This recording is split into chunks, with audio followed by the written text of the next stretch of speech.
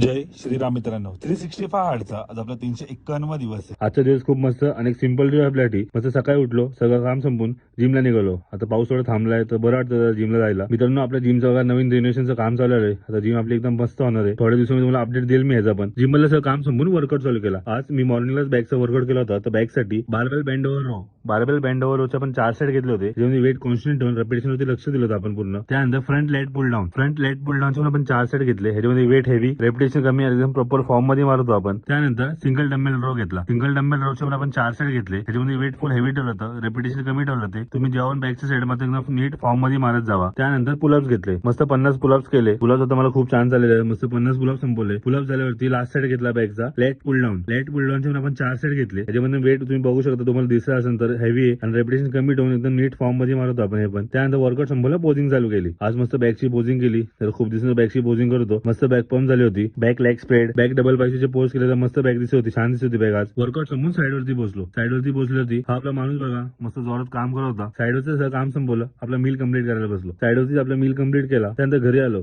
घरी आलो, थोडा हेअरकट, थोडा स्क्रीन अप केलं होतं मस्त पैकी. हेअरकट झाल्यावरती संध्याकाळची आरती घेतली. आरती घेऊन आपला एक डे एंड केला. जय श्रीराम.